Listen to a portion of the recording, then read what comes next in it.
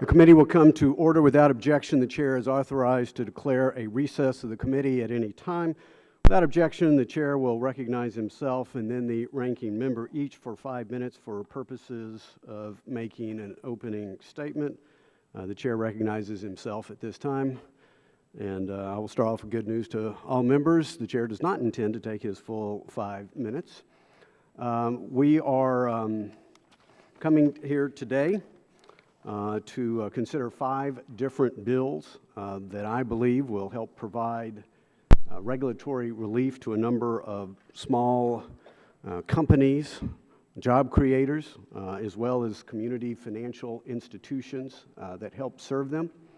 We all know that creating jobs, hope, opportunity for the American people who have lost way too many jobs, way too much hope, and way too much opportunity is still, I believe, the #1 job we have as members of Congress.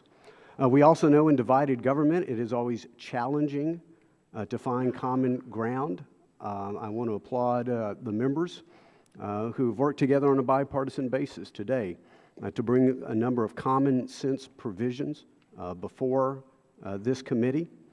We will continue to have very strong disagreements with the overall impact of the Dodd-Frank Act, but I want to commend those who support the overall act, but who understand that in its complexity, that there could be some unintended consequences, and that indeed it is right, it is proper, it is our responsibility as members of Congress when we see that to try to work to address it. And so, again, I want to commend the members who have worked together.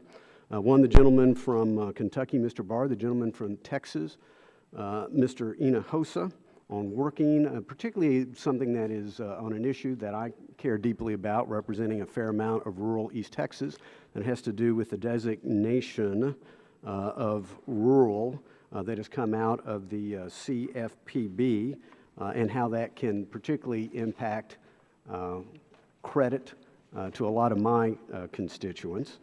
The gentleman and gentle lady, both from Ohio, Mr. Stivers and Miss Beatty, for their work on what I think in some respects may have been a drafting oversight quite some time ago, dealing with the access of privately insured credit unions to the Federal Home Loan Bank system. The gentleman from Kentucky, the gentleman from Maryland, working together on capital access for emerging growth companies. Again, we saw what great success that the Jobs Act has had. I think this is within that spirit, within that vein. I want to commend both of them for their work. The gentleman from Virginia, Mr. Hurt, gentlelady from Alabama, Miss Sewell, for their work on trying to on the Small Company Disclosure Simplification Act, dealing with the XBRL issue. And then finally, just to make sure that we have a reality check, we have at least one bill that is not bipartisan today. So we're not all dreaming. I want to thank a gentleman from Kentucky for his work on the CLO issue.